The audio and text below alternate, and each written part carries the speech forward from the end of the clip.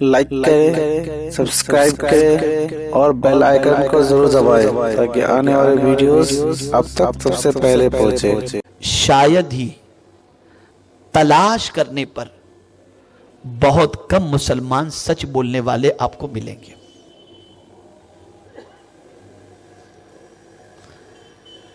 وہ کون سی فیلڈ ہے، وہ کون سا میدان ہے جہاں کذب بیانی نہیں ہوتی اور مسلمان جھوٹ بولنے سے پرہیز کرتا ہوا دکھائی دیتا ہو؟ ہر میدان میں جھوٹ، ہر فیلڈ میں جھوٹ، ہر معاملے میں جھوٹ۔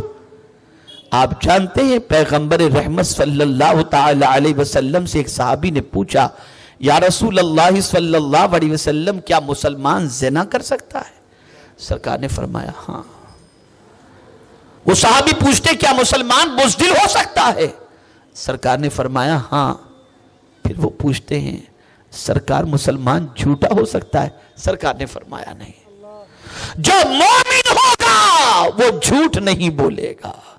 اور یہ فلسفہ غوث پاک کی ماں جانتی تھی، اس لیے بیٹے کو جدا کیا، اور بیٹے نے پوچھا کہ ماں مجھے کوئی نصیحت کر، تو ماں یہ نہیں کہتی کہ بیٹا بغداد سے واپس آ تو یہ سارا سامان لے کر کے آنا۔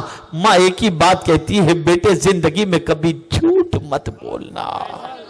ماں جانتی تھی کہ جھوٹ سے میرا بچہ پرہیز کرے گا، اللہ کی کتاب پر عمل کرے گا، اور قرآن مقدس اور احادیث رسول صلی اللہ علیہ وسلم کی روشنی کے اندر مومن کبھی جھوٹا نہیں ہو سکتا۔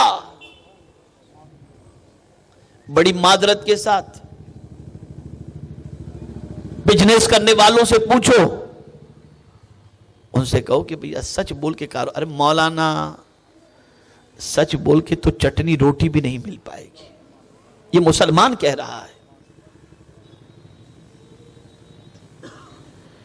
یہ قرآن کو اللہ کی کتاب ماننے والا کہہ رہا ہے، یہ اللہ کے رسول کو آخری نبی ماننے والا کہہ رہا ہے۔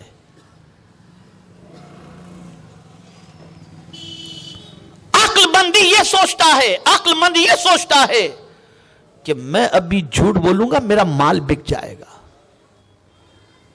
میں جھوٹ بولوں گا میرا مال فروخت ہو جائے گا۔ پیغمبر اعظم صلی اللہ علیہ وسلم اس فطرت کو جانتے تھے، تو سرکار نے فرمایا، اس لیے کہ بے وقوفوں کی کمی تو نہیں ہوتی، آپ جھوٹ بولیں گے کوئی بے وقوف بن جائے گا، آپ کو پیسے دے کر کے چلا جائے گا، تو سرکار فرماتے ہیں جھوٹ بولنے سے سودا تو بک جاتا ہے، برکت ختم ہو جاتی ہے، اس میں برکت نہیں رہتی، اس میں برکت نہیں رہتی۔ اور سرکار فرماتے ہیں صلی اللہ تعالی علیہ وسلم جھوٹ سے پرہیز کرو،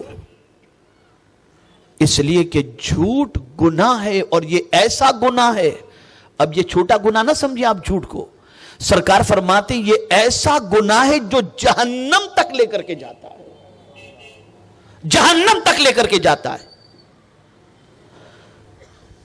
اللہ کی کتاب وہ عظیم ترین کتاب ہے کہ اس کی آیات صرف پڑھنے ہی کے لیے نہیں ہے بلکہ عمل کرنے ہی کے لیے ہیں، اس پر عمل کرو۔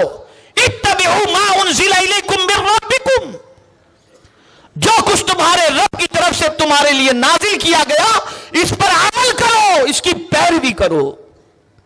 کیا جھوٹ بولنے سے نقصان فائدہ ہوتا ہے اور سچ بولنے سے نقصان ہوتا ہے؟ کون نہیں جانتا 40 ڈاکوؤں کو توبہ کی توفیق ملی تو غوث پاک کے سچ بولنے کی وجہ سے ملی، مال بھی بچا اور ڈاکوؤں کو توبہ کی توفیق نصیب ہو گئی۔ اے رسول اعظم صلی اللہ تعالی علیہ وسلم کے دیوانوں، قرآن کو اللہ کی کتاب ماننے والا مسلمان یہ کہے کہ آج کے دور میں قرآن پر عمل کرنا مشکل ہے، تو اللہ کی کتاب مانتا کس اعتبار سے ہے؟ کیا معاذ اللہ نے کتاب ایسی نازل فرمائی جو کسی زمانے میں عمل کے لائق نہ ہو؟ نہیں، میرے کریم نے ہر زمانے میں اس کتاب پر عمل ممکن ہو ایسا ہی حکم میرے کریم نے عطا فرمایا ہے۔ ایسے ہی احکام اس کریم نے عطا فرمائے ہیں. یہ ایک مثال تھی جھوٹ کے حوالے سے.